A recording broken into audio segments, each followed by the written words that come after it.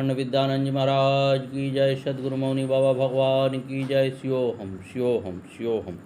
सुल्तानपुर के अलावा गुरुदेव के कई आश्रम हैं।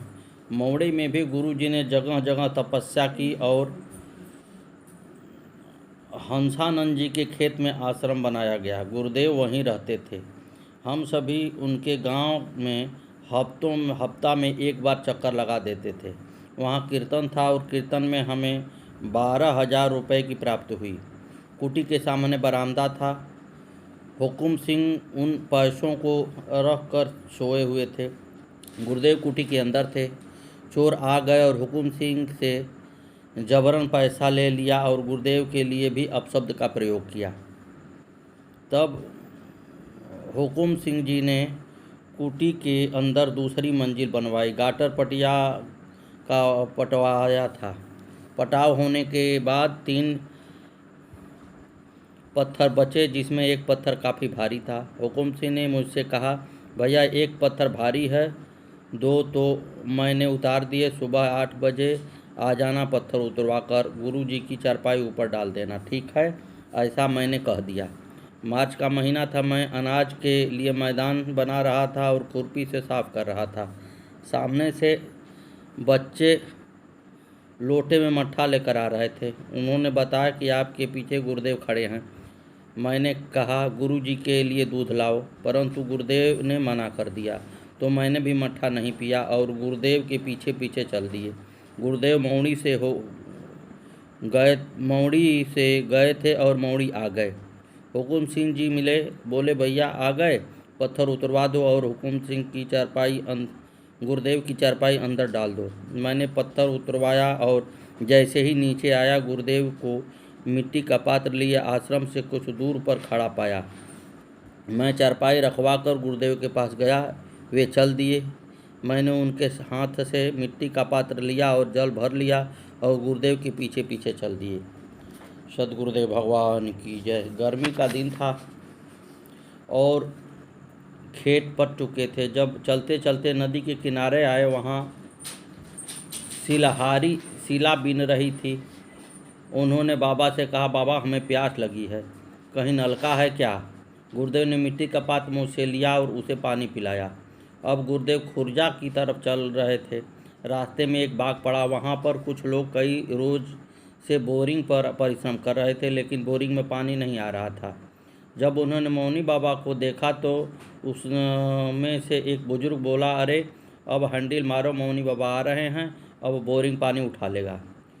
उनके आदेश पर जैसे ही हैंडल मारा, पानी उठ गया। उन्हें अपार खुशी का अनुभव हुआ और वे चना गुड़ लेकर मौनी बाबा के पास आ गए। मैं बाबा से 4 खेत पीछे था। मैं खूब जवान था पर उनके साथ नहीं चल पा रहा था। मौनी बाबा बहुत तेज़ चलते थे। जब मैं आया तो उन्होंने मुझे भी चना गुड़ दिया। मेरे पास तौलिया था, मैंने तौलिया में ही ले लिया और हम चल दिए। आगे जाकर गुरुदेव एक पेड़ के पास खड़े हो गए। जब मैं पास पहुंचा तो मैंने तौलिया बिछा दिया। गुरुदेव ने चना गुड़ तौलिया पर रख दिया और बोले, खा ले। मैं भूखा था पर बिना गुरुदेव के कैसे खाता। मैंने आग्रह किया, भगवान आप मुझे अलग से दे दो, पर उन्होंने अलग न दिया और बोले, हम और तुम में क्या भेद होई। मैंने काफ़ी कहा पर फिर विवश होकर खा लिया। उसके बाद हम बरौली की तरफ चल दिए। रास्ते में जिनके यहाँ जा रहे थे वे गोपाल पंडित जी कंधे पर फलसा लेकर आते मिले। हमें देखकर बोले, मेरा 2 बजे का बाहर है, मैं खेत में पानी करके आ रहा हूँ, आप घर चलिए। हम घर पहुँच गए। गर्मी का मौसम था, इसलिए मैंने गुरुदेव की तेल पानी से पैरों की मालिश की। कुछ देर बाद चाय आ गई और गुरुदेव ने चलने को कहा। मैं थक रहा था। मैंने कहा, पंडित जी 2 बजे तक आने को कहे हैं। वे बोले, हम काई के बंधन में हैं, चलो। ऐसा कहकर वे चल दिए।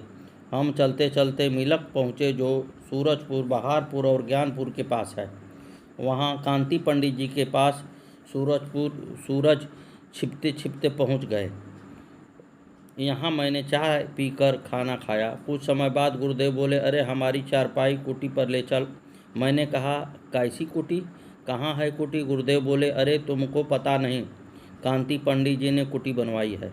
मैंने कहा, भगवान मुझे कैसे पता चल सकता है, आप तो अंतर्यामी हैं, आप तो पूरे संसार में भ्रमण करते हैं। जब उन्होंने दोबारा कहा तो पंडित जी की घरवाली जो पास में बैठी थी कहने लगी, लाला, ओम कुटी का भराव नहीं हुआ है, फिर बराबर गहराई है, खाट कहाँ पड़ेगी। मैंने गुरुदेव से कहा, मैं थक गया हूँ, सुबह चलेंगे। गुरुदेव मन का भाव जान गए और रुक गए। मैंने पंडित जी के भैंस बुग्गी ली और मेरे अपने ही गांव का एक बालक था, उसे साथ लेकर भराव करना शुरू कर दिया। रात के 2 बजे तक भराव हो गया। उसकी ठुकाई पिटाई करके हम आग कर सो गए। मैंने सुबह पंडिताइन जी से कहा, चौका लगाना। उठते ही गुरुदेव चारपाई को कहेंगे। वे बोली, तुम्हारे भैया ट्यूशन जाएंगे और तुम्हारी बहन स्कूल जाएंगी। मैं घर के काम से 10 बजे छुटकारा पाऊंगी, तब लो तो लगा सकती हूँ। फिर हमने एक उपाय सोचा। मैं जब सुबह को गुरुदेव के साथ कुटी की तरफ चला तो रास्ते में एक गांव पड़ा। मुझे गांव का नाम पता था, फिर भी मैंने गुरुदेव से पूछा, यह कौन सा गांव है। तब गुरुदेव बोले, अरे ये बगियाना है, तुझे नहीं मालूम। मैंने कहा, तो हम तो यहाँ जाएंगे, यहाँ हमारी बहन रहती है। तब गुरुदेव ने कहा, यहाँ तेरी बहन कहाँ है। तब मैंने कहा, वो हमारे साथ कांवर को जाती है, वह हमारी कांवर की बहन है, हमें अपने भाई से ज़्यादा सत्कार देती है। तब वे बोले, अरे तो हम भी चलेंगे। तब मेरे साथ गुरुदेव भी आ गए। यहाँ उन्होंने चाय आदि से स्वागत किया और खीर पूड़ी का दावत दिलाई। गुरुदेव ने उनके पूरे परिवार को गुरुमंत्र दिया। काफ़ी देर तक रुके, तब तक पंडिताइन ने कुटी पर चौका लगा दिया। हमने गुरुदेव की चारपाई कुटी पर डाल दी। वहाँ गुरुदेव ने भागवत कराई। हम पूरी भागवत वहाँ रहे। सब भक्त मालूम पड़ते ही वहाँ आने लगे। गुरुदेव वहाँ काफ़ी समय तक रुके। भागवत संपूर्ण होने के बाद जब हम अपने घर आए तब शाम का समय था। बच्चे भैंस का दूध दूह रहे थे। 8 भैंस थी, हम भी एक भैंस का दूध निकालने बैठ गए। तब बच्चों ने कहा, हमने सपने में गुरुदेव देखे हैं, वे घर आए हैं और कह रहे हैं, हमने सब भक्त देख लिए, अब हम यहीं रहेंगे और तख्त पर बैठकर भजन करेंगे। हमने कहा, हमारे ऐसे भाग्य कहाँ जो गुरुदेव हमारे घर रहें। हम वार्ता ही कर रहे थे, इतने में गुरुदेव एक बालक को लेकर, जो हमारे गांव का ही था, हमारे गांव के समीप आ गए। याकूबपुर हमारे गांव के पास है, हमारा गांव उसी का मौजा है। उस गांव के एक कैलाश नाम के भक्त की माँ ने गुरुदेव से कहा, अब तो गुरुजी प्रधान के घर ही जाते हैं, हमारे यहाँ नहीं आते। ऐसा सुनकर गुरुदेव मुड़ गए और दूसरे नज़दीक के गांव घुघरावली चले गए और साथ वाले बालक से कहा, प्रधान से कह देना हम सुबह आएंगे। वह आया तो हमने उससे पूछा, गुरुदेव को कहाँ छोड़ आया। तब वह बोला, यहीं आ रहे थे, पर कैलाश की माँ ने टोक दिया तो वह घुघरावली चले गए। मैंने पूछा, कुछ कह रहे थे क्या। उसने कहा, कुछ तख्त कर रहे थे, उनकी भाषा समझ में नहीं आई। बाबा अपने यहाँ की भाषा बोलते थे, यह नया शिष्य होने के नाते उनकी भाषा समझ नहीं पाया। मैंने बच्चों से कहा, तुम्हारा सपना सत्य हो गया, गुरुदेव सुबह आ रहे हैं। मेरे पास गुरु दीक्षा थी, पर मैंने बच्चों से गुरु दीक्षा लेने के बारे में आग्रह नहीं किया था। वैसे मेरे साथ घर पर कई महात्मा आते थे। बच्चों की माँ उन्हें चाय नाश्ता कराती थी, कभी नकारात्मक वचन नहीं करती थी, संतों का आदर करती थी, परंतु गुरु मंत्र नहीं था। वह गुरुदेव को भी उन्हीं संतों की तरह समझती थी। वे जब कभी आते थे तो भोजन कराती थी, पर गुरु नहीं स्वीकार करती थी। जब उन्होंने गुरुदेव के चमत्कार देखे तो वे प्रभावित हो गई और गुरु दीक्षा का आग्रह किया। गुरुदेव विनती करने पर द्रवित हो गए और उन्होंने दया आ गई। उन्होंने 5 साल तक के बच्चों को भी गुरुमंत्र दे दिया। पूरा परिवार गुरुमुखी हो गया। सद्गुरुदेव भगवान की जय। श्री मौनी बाबा भगवान की जय। गुरुदेव 1 वर्ष घर ही रहे।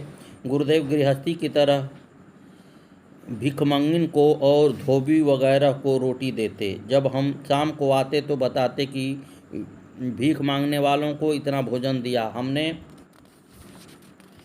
धोबी को भी दिया। हमें कितना देना था, वे गृहस्थों की तरह बात करते। वे गृहस्थों में गृहस्थ और संतों में संत के रूप में दिखाई पड़ते थे। वे बच्चों को रात में कहानी सुनाते, हम भी भगवान के पास ही सोते कहानी सुनते। गुरुदेव खूब हंसते, खुद भी प्रसन्न चित्त रहते और सबको हंसाते। फिर 2 बजे हमसे कहते चलो सो जाओ। हम जाते और बैल को सानी लगाने लगते। गुरुदेव हमारे पास ही आ जाते। हम तो दिन में नींद पूरी कर लेते थे, पर वो न दिन में सोते न रात में। तब बच्चे एक दिन पूछ बैठे, आप कभी सोते भी हैं? तब वो बोले, हमको तो 45 साल बिना सोए हो गए। हमने उन्हें न कभी नहाते देखा, न कभी सोते हुए। उनके शरीर से ब्रह्मचर्य का तेज निकलता दिखाई देता था। वे ज्ञान गंगा में स्नान करते थे। बड़े बड़े ज्ञानी संत गुरुदेव के पास ज्ञान चर्चा के लिए आते। गुरुदेव मात्र 2 शब्द में ही समाधान कर देते, उत्तर दे देते। वे गुरुदेव को ज्ञानी नहीं अज्ञानी जानकर आते थे, और जब सटीक समाधान या उत्तर मिल जाता तो हैरानी से निरुत्तर रह जाते। गुरुदेव हमेशा अनजान बने रहते और कहा करते, हम कुछ न जानी। सदगुरुदेव भगवान की जय। एक दिन बच्चों ने कहा, गुरुदेव हमारे खेतों के पास कुछ ज़मीन है, हम आपके लिए कुटी बना दें। गुरुदेव वहां गए और बोले, यह खेत किसका है? मैंने कहा, आप ही का है। गुरुदेव ने अपने हाथ से 5 ईंट उठाकर रख दी और आज भी वह कुटी वहां मौजूद है। 6 माह गुरुदेव वहां रहे और उसके बाद रघुवीर मास्टर जी के साथ बनवारीपुरा गए और उनके खेत पर कुटी बनी। गुरुदेव वहां आम के पेड़ के नीचे रहने लगे। इस तरह गुरुदेव इस क्षेत्र में अनेकों स्थानों पर रहे तथा वे अनेक गृहस्थों के घर भी रहे। उन्हें कोई न जान सका, वह अपने आप को छिपाए रखते थे। सदगुरुदेव भगवान की जय। अलीगढ़ जिले के बघियाने में गुरुदेव का शक्तियों का आश्रम है, जहाँ भूत प्रेत सभी समस्याओं का समाधान होता है। अर्जी 40 दिन की लगती थी। 40 दिन काली चाय और लाल मिर्च से रोटी मिलती थी। वहाँ एक रामोतार नाम का सेवक थे, जो पूजा अर्चना के बारे में सबको बताते थे। 2009 में वहाँ शक्तियों की स्थापना हुई और जन्मदिन मनाया गया। वहाँ 24 घंटे का कीर्तन और रात में कव्वाली का प्रोग्राम हुआ। वहाँ हम रात दिन जागते रहे। प्रोग्राम खत्म हो गया, तब सब आराम करने लगे। 4 बजे का समय था। मैं नहाकर भजन के लिए आश्रम से दूर बैठ गया। कुछ समय बैठा था कि मुझे बुलाने के लिए जयपाल नाम का मौड़ी का भक्त आया और बोला, आपको गुरुदेव बुला रहे हैं। मैं गुरुदेव के पास आया। वहाँ गुरु जी के पास रघुवीर मास्टर जी खड़े थे। मैंने गुरुदेव को साष्टांग प्रणाम किया और आदेश के बारे में पूछा। गुरुदेव बोले, कुर्ता उतार दो। मैंने कहा, मैं तो नहा लिया हूँ, क्योंकि कभी कभी जाड़ों के मौसम में गुरुदेव भक्तों को दोबारा नहला दिया करते थे। वे कहते थे, मुझे नहीं पता था कि वे नहाया कि नहीं, और जब भक्त नहाता था तो चेहरे पर उनकी मुस्कान ले आते थे। मैं उनका आशा नहीं समझ पाया था। मैंने 2 बटन खोल दिए। तब रघुवीर मास्टर जी ने कहा, गुरुजी अभी छोटी छोटी लवार हैं, बच्चे छोटे छोटे हैं। गुरुदेव दिशा मैदान करने चले गए। मैं समझा कोई और ही बात है। मैं डर गया और वहीं रुक गया। शायद रघुवीर मास्टर जी के कहने पर गुरुदेव ने कुर्ता उतरवाने का विचार छोड़ दिया हो। जब गुरुदेव मैदान करके आए तब मैं अकेला था। मैंने गुरुदेव के हाथ साबुन से धुलवाए और तौलिया हाथ पोंछने को दी। जब गुरुदेव ने मेरी तरफ देखा तो उनका चेहरा गरमाया था और जोर से बोले, अभी कुर्ता नहीं उतारा? धोती लांग खोल, जूते उतार। मुझे महात्मा बना दिया। मैं जूते कुर्ता हाथ में लेकर चला। तब वे बोले, इससे कपड़े जूते ले लो और ये फिर न पहन ले। मुझसे कपड़े छीन लिए गए। हजारों की भीड़ थी, सब वहीं खड़े हुए थे। वहाँ से निकल कर आया तब देखा रामोतार की दुकान पर हुकुम सिंह भी नंगे बैठे हैं। मुझे देखकर चिपट गए और बोले, कपड़े मेरे भी उतर गए हैं। अब देखते हैं कमंडल किसके हाथ में पहले आता है। मैं गृहस्थ था और महात्माओं के नियम के बारे में कुछ नहीं जानता था। वहाँ से सब चले आए। 2 दिन बाद दीपावली थी। मैं गुरुदेव के दर्शन के लिए आया। तब गुरुदेव बोले, अरे तू बनारस चला जा। बनारस में गुरुदेव का आश्रम था। मैंने कहा, गुरुदेव कब जाना है? तब वे बोले, अरुण सेठ ने गाड़ी बेच दी है, वह होली पर नई गाड़ी लेगा और वह तब हमें छोड़ जाएगा। इतने में वो पूर्व से एक गाड़ी आई। उन्होंने गुरुदेव के दर्शन किए। जब वे गाड़ी में बैठे तब गुरुदेव ने मुझसे कहा, अरे तू इसी में चला जा। गुरुदेव का आदेश लेकर चरण स्पर्श करके मैं गाड़ी में बैठ गया। गुरुदेव ऊपर दूसरे मंजिल से देख रहे थे। जब मैं गाड़ी में बैठ गया तब गुरुदेव हाथ में कमंडल लेकर आए और बोले, अरे ले कमंडल।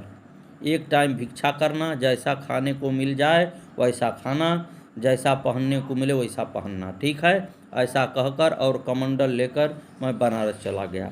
दूसरे दिन वहाँ पहुँच गया। वहाँ आश्रम की साफ सफाई और पूजा करने लगा। भिक्षा करने सबसे पहले गुरुदेव की जन्मभूमि कोडरिया में गुरुदेव के घर गया। मैंने पहले वहीं से भिक्षा का शुभारंभ किया और शियोहम भिक्षा करूं यूं पुकारा और भिक्षा मिली।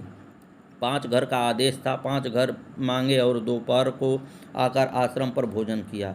सुबह शाम चाय मिल जाती थी। इस तरह 1 साल तक चलता रहा। गुरुदेव बनारस आते और मेरे बारे में लोगों से पूछते। एक बार पूछा, ये भिक्षा कैसे मांगता है? लोगों ने कहा, शियोहम माई भिक्षा दो की आवाज़ लगाते हैं। तो गुरुदेव ने कहा, अरे सोहम रोटी करूं की आवाज़ लगा दिया कर। और भी वे लोगों से मेरे बारे में पूछा करते थे। एक बार ज्येष्ठ का महीना था। वहाँ बुलंदशहर की अपेक्षा ज़्यादा गर्मी पड़ती है। गुरुदेव आए और मुझे ऊपर छत पर तपने के लिए बैठाए। मैं 12 बजे से शाम 4 बजे तक रोज़ धूप में बैठता। गर्मी की वजह से शरीर पर छाले भी पड़ गए थे।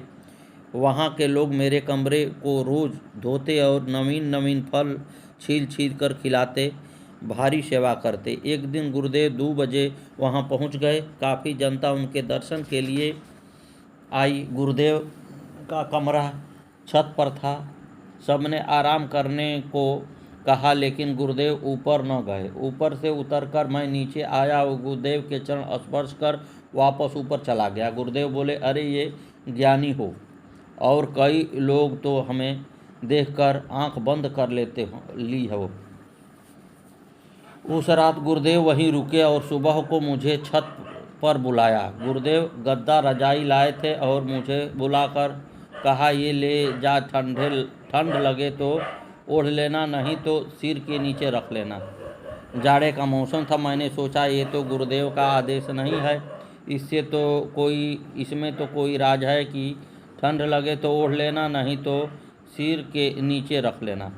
मैंने वह गद्दा रजाई नहीं लिया। फिर उन्होंने दूसरे संत को भी यही कहा। उन्होंने ले लिए और रात्रि में उसका प्रयोग किया। गुरुदेव वापस चले आए। फिर कुछ दिन बाद गुरुदेव जन्मभूमि गए और मुझे ले आए। सद्गुरुदेव भगवान की जय। श्री मौनी बाबा भगवान नमो नमः। आगे की कथा कल।